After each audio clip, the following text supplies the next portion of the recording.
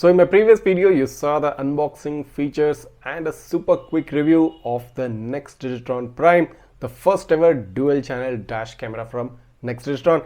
So in this video, I'll be showing you a very detailed video quality review. I'll show you the entire technical specifications of both front and the rear camera, along with showing you some detailed day and night video samples along with their license plate readabilities. It is very important that you watch this entire video without skipping any part, so that at the end you have complete knowledge and understanding of what this camera is capable of and is this the one you were looking for. So let's not waste any time and let's get started.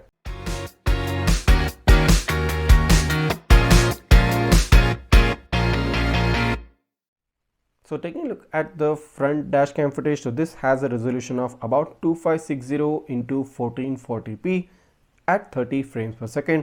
The total bitrate of this video is about 11,500 kbps and the file size is about 85 MB per minute.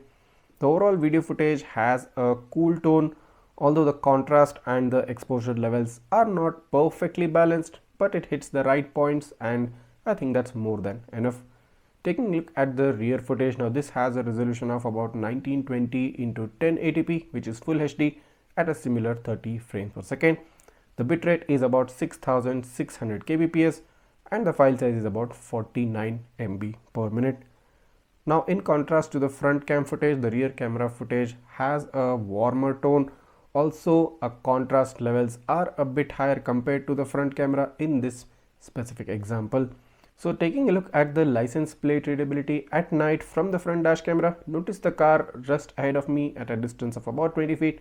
Now as you can see, the headlights of my car are hitting the license plate of this Maruti Swift directly, and because of that the entire license plate is completely whitewashed.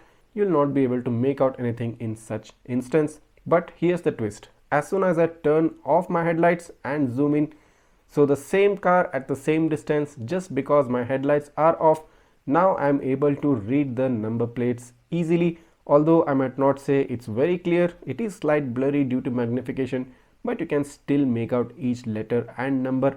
And this is the point which you need to know, because if you want to read license plates at night, the headlight glare from your car must not be hitting the plate directly. So taking a look at the license plate readability of the rear camera at night, so you can see the car at a distance of about 20 feet away, and if I just zoom in, now you can see the number plate is actually blurred, but you can still identify each letter and number if you dive in deep into this image, and you can actually make out the number. You can also notice that the license plate is slightly reddish in hue, and that's because the car in front of it, well, in this example the Mahindra Scorpio, has its brakes on and the brake light of the car is reflecting off the license plate of this particular Audi. So a rear camera, a full HD rear camera giving you this license plate read at a distance of 20 feet at night is a really worthy camera to have. Taking a look at the front camera footage in daytime, now at a close distance, a very good read of a license plate, slightly warmer tone, but that's not going to make any difference. A very clear and distinctive license plate read at a very close range, and this is where the front camera really shines. Now if you move further down into the video and wait for the car to move a bit away from my car at a distance of about 20 feet, and if I just go ahead and zoom in, so as you can see the image has now started to get blurred out, but even at a distance of 20 feet in daytime, all letters and numbers clearly visible. But at this point you do lose the IND lettering, you cannot make it out very specifically, but the overall license plate read is very decent at 20 plus feet for the front camera. But if we move on a bit further into the video, so that the car moves even farther away at a distance of about 30 plus feet, and now if I zoom in onto the license plate, so now as you can see the image is more or less blurred right now, and you can make out maybe only the first 2 or 3 letters, but after that the entire image gets blurry and you will not be able to make out anything. So the point note is that 2K dash cameras can read license plates at a distance of about 15 to 20 feet maximum, and more than that the image starts to lose out its pixels, and the farther the car moves away, the license plate is going to get real blurry. Coming to the rear camera footage now, at a very close range, let's just zoom in on the license plate. A very good read again, slight noise, slight blurriness, but individual letters and numbers are clearly visible. So the rear camera really shines at a very close range, and as I had told you in my previous video, 1080p cameras work best at a range of 5 to 10 feet.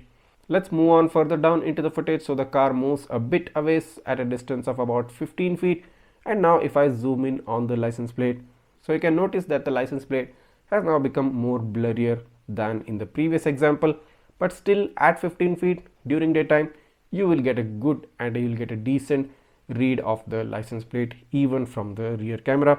And in this specific example, the image is slightly warmer than normal. So the Nexdigitron Prime lives up to its expectations, being a 2K resolution camera for the front and a 1080p Full HD at the rear. It is performing right to the point of what's expected from it. And in case if you're interested in purchasing this dash camera, the link to purchase it is provided right down in the description. Just go ahead, click down and you'll find the link right there.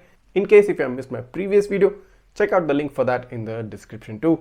Also, if you have any doubts or queries, do write them down in the comments. So I'll be bringing up a detailed comparison video of the Nexdigitron Prime along with the DDPAI N1 Dual, and let's see if possible I'll add in a A3 Pro as well. So if you're interested in checking out that super amazing comparison video, go ahead, hit that subscribe button of Travel Tech right now and smash that like button. Many more interesting and amazing videos are coming up in the future. Thanks for watching and see you in the next one.